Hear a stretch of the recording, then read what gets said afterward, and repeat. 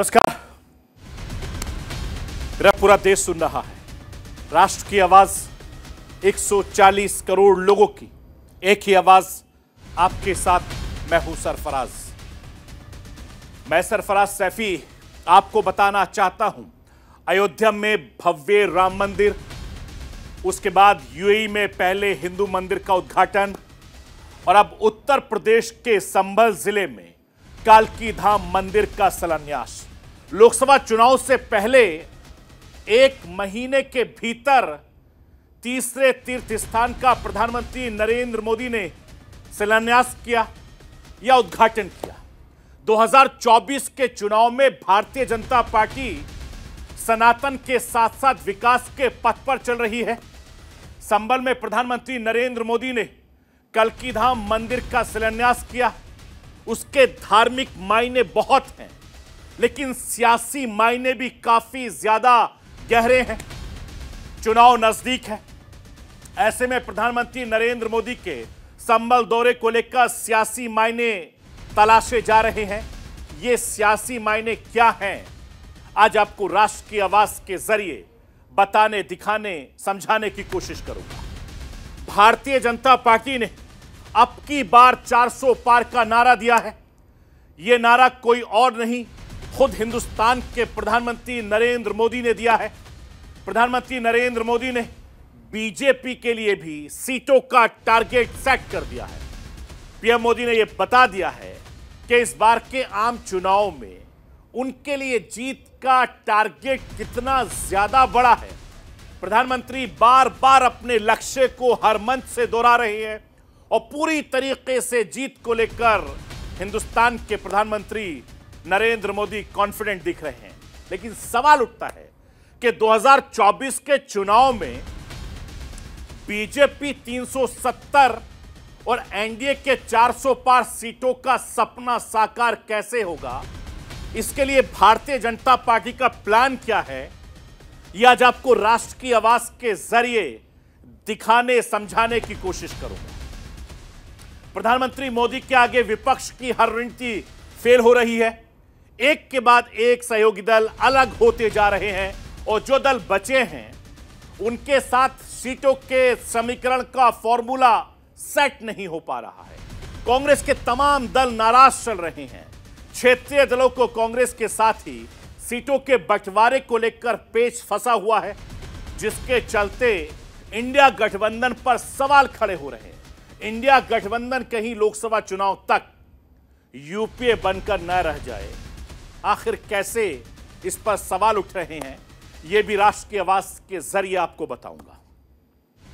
मैं अपने हिंदुस्तान के कोने कोने की आवाज को दिल्ली तक पहुंचाता हूं, दिल्ली की आवाज को देश दुनिया के कोने कोने तक पहुंचाता हूं, नेताओं की आवाज को मैं आम लोगों तक पहुंचाता हूं, आम लोगों की आवाज को मैं अपने देश के हुक्मरानों तक पहुंचाता हूं। आपकी आवाज से मिलती है मेरी आवाज और बन जाती है राष्ट्र की आवाज।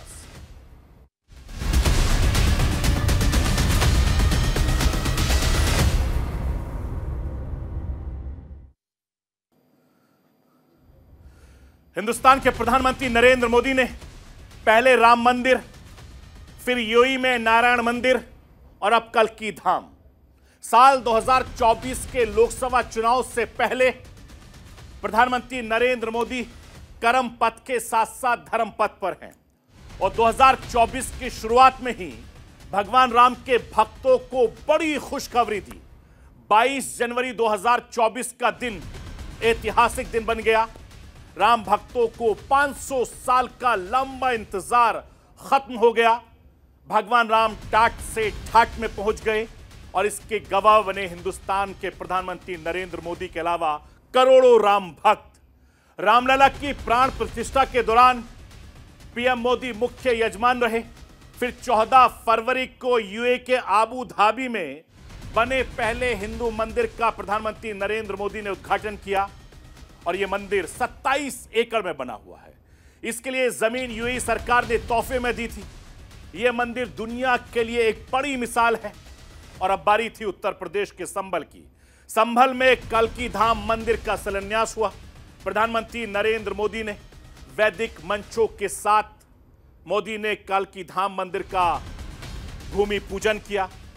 इस खास मौके पर उत्तर प्रदेश के मुख्यमंत्री योगी आदित्यनाथ, सद्गुरु रितेश्वर महाराज, अवधेशानंद गिरी, आचार्य प्रमोद कृष्णन की अगुवाई में यह मंदिर बन रहा है। तस्वीरों के जरिए मैं आपको दिखा रहा हूं कि किस तरीके से हिंदुस्तान के प्रधानमंत्री कालकी धाम के निर्माण ट्रस्ट की तरफ से जो मौका है उसके खास मौके पर पहुंचे थे। तस्वीरों में आप देख रहे हैं कि हिंदुस्तान के प्रधानमंत्री नरेंद्र मोदी सद्गुरु रितेश्वर महाराज से मुखातिब हो रहे हैं। और जो मुझे बताया गया कि सद्गुरु रितेश्वर महाराज ने जो माला का जाप करते हैं 2,51,00,000 अब तक इस माला को जाप कर चुके हैं और उसी माला को आपने हिंदुस्तान के प्रधानमंत्री नरेंद्र मोदी को भेंट किया। प्रधानमंत्री नरेंद्र मोदी ने इस माला को अपने आंखों से लगाया और उसको स्वीकार करते हुए एक दूसरे से भावुक हो गए। यह पल ऐतिहासिक पल बन गया। इसी तरीके से प्रमोद कृष्णन को भी बहुत ज्यादा उन्होंने शुभकामनाएं दी और अपने चित परिचित अंदाज में हिंदुस्तान के प्रधानमंत्री नरेंद्र मोदी ने प्रमोद कृष्णन और दूसरे साथियों को भी बधाई दी है। इस कार्यक्रम में शामिल होने के लिए हिंदुस्तान के अलग अलग कोने से 11,000 से ज्यादा साधु संत पहुंचे थे। साधु संतों की मौजूदगी में प्रधानमंत्री नरेंद्र मोदी ने विकास से विरासत तक का मंत्र दिया है। प्रधानमंत्री नरेंद्र मोदी ने कालकी धाम से क्या कुछ कहा, वो राष्ट्र की आवाज के जरिए आपको सुनाना चाहता हूं। सुनिए आप। विकास भी, विरासत भी इस मंत्र को आत्मसात करते हुए चल रहे हैं। आज एक और हमारे तीर्थों का विकास हो रहा है तो दूसरी ओर शहरों में हाई टेक इंफ्रास्ट्रक्चर भी तैयार हो रहा है।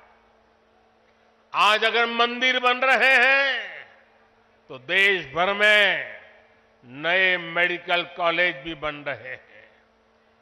आज विदेशों से हमारी प्राचीन मूर्तियां भी वापस लाई जा रही है और रिकॉर्ड संख्या में विदेशी निवेश भी आ रहा है। ये परिवर्तन प्रमाण है साथियों, और प्रमाण इस बात का है समय का चक्र घूम चुका है। मैं आपको यह भी बताना चाहता हूं, कालकी धाम को दुनिया का सबसे अनोखा मंदिर कहा जा रहा है। कालकी धाम ऐसा पहला धाम है जहां भगवान के अवतार से पहले ही उनका मंदिर पहले स्थापित किया जा रहा है।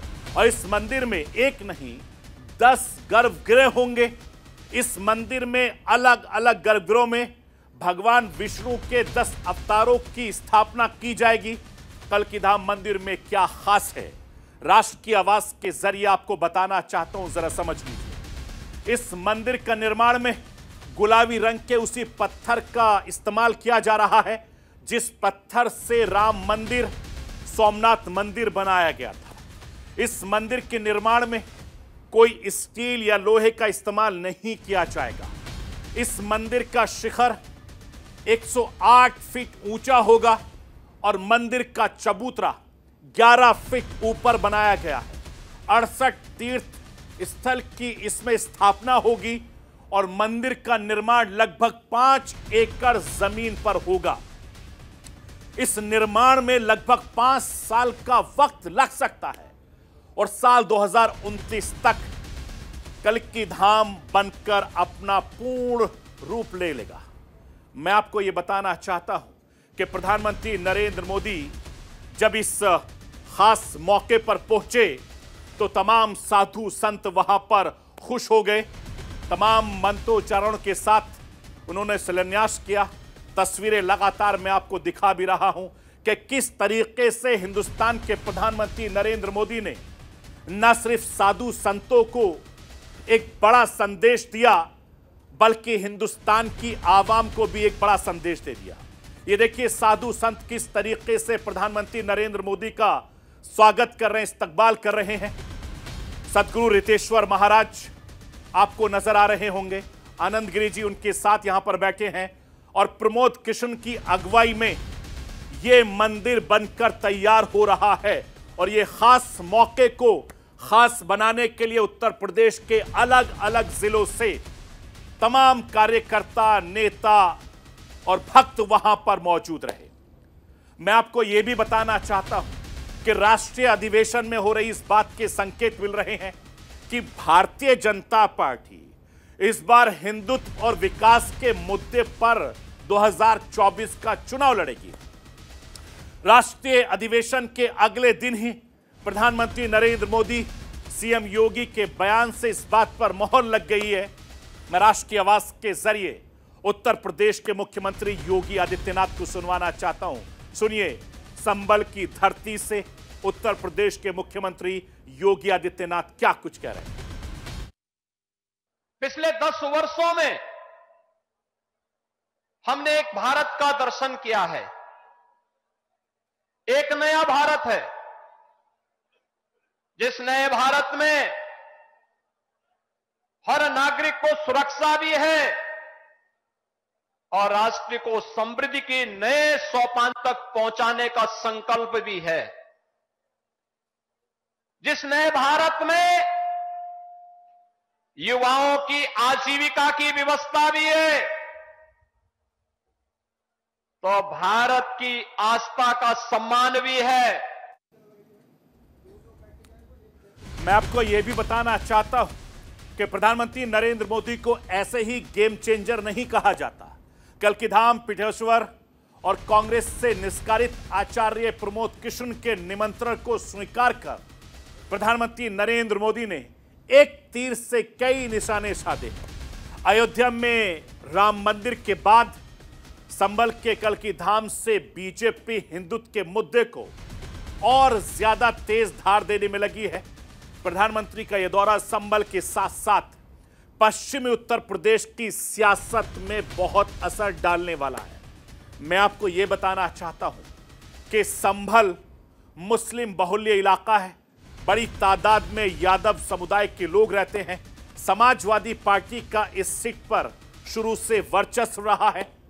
मुलायम सिंह यादव की यह कर्मभूमि है संभल। संभल में अब तक 11 बार यादव प्रत्याशियों ने जीत दर्ज की है। पीएम मोदी ने संभल के साथ साथ पश्चिम उत्तर प्रदेश की मुरादाबाद, रामपुर, अमरोहा, बिजनौर, नगीना और इसके अलावा कई और सीटों को साधने की कोशिश की है। साल 2019 के लोकसभा चुनाव में इन 6 सीटों पर बीजेपी को हार का सामना करना पड़ा था। इसीलिए प्रधानमंत्री नरेंद्र मोदी को गेम चेंजर कहा जाता है, क्योंकि एक तीर से वो कई निशाने साध रहे हैं। एक तो प्रमोद किशन का न्योता स्वीकार करना, संभल जाना और उसके अलावा धर्म के साथ साथ विकास की रफ्तार को नया आयाम देना। मैं आपको यह भी बताना चाहता हूं कि भारतीय जनता पार्टी इस हारी सीट को जीतने की हर मुमकिन कोशिश कर रही है, ताकि 400 पार का जो नारा प्रधानमंत्री नरेंद्र मोदी ने दिया उसे साकार कर सके। क्योंकि एक एक सीट की बहुत ज्यादा महत्व होगा। 400 पार का सपना साकार तभी होगा जब उत्तर प्रदेश में भारतीय जनता पार्टी पिछली बार से ज्यादा बेहतर प्रदर्शन करे और एक एक सीट को जीतने की कोशिश करे। मैं आपको यह भी बताना चाहता हूं कि एक तरफ विपक्षी दलों ने प्रधानमंत्री मोदी को रोकने के लिए इंडिया गठबंधन का ऐलान किया, तो दूसरी तरफ प्रधानमंत्री नरेंद्र मोदी के जवाब में अब की बार 400 पार का नारा दे दिया। और प्रधानमंत्री नरेंद्र मोदी ने जैसे ही संसद में 400 पार का नारा दिया, तब से प्रधानमंत्री नरेंद्र मोदी के इस नारे को साकार करने के लिए भारतीय जनता पार्टी, नेता, कार्यकर्ता सब जुट गए हैं और बीजेपी के नेता इस लक्ष्य को पाने के लिए रात दिन एक कर रहे हैं। प्रधानमंत्री नरेंद्र मोदी अपनी हर रैली, हर संबोधन में 400 पार के नारे को बार बार दोहराते हैं और 2024 के लोकसभा चुनाव में अपनी जीत के लिए पूरी तरीके से आत्मविश्वास से लवरेज हैं और भारतीय जनता पार्टी के राष्ट्रीय अधिवेशन में प्रधानमंत्री नरेंद्र मोदी ने एक बार फिर से तीसरे टर्म में जीत की गारंटी दी है। राष्ट्रीय आवाज के जरिए एक बार फिर से नरेंद्र मोदी को सुनवाना चाहता हूं। सुनिए राष्ट्रीय अधिवेशन में नरेंद्र मोदी ने कार्यकर्ता नेताओं से क्या कुछ कहा, आप मोदी की जुबानी सुनिए। अभी तो चुनाव बाकी है, लेकिन मेरे पास जुलाई, अगस्त, सितंबर के डेट पड़े हुए निमंत्रण दे करके। इसका अर्थ क्या है? इसका अर्थ है कि दुनिया के विभिन्न देश भी बीजेपी की सरकार की वापसी को लेकर पूरी तरह आश्वस्त है। वो भी जानते हैं, दुनिया का हर देश जानता है, दुनिया की हर शक्ति जानती है, आएगा तो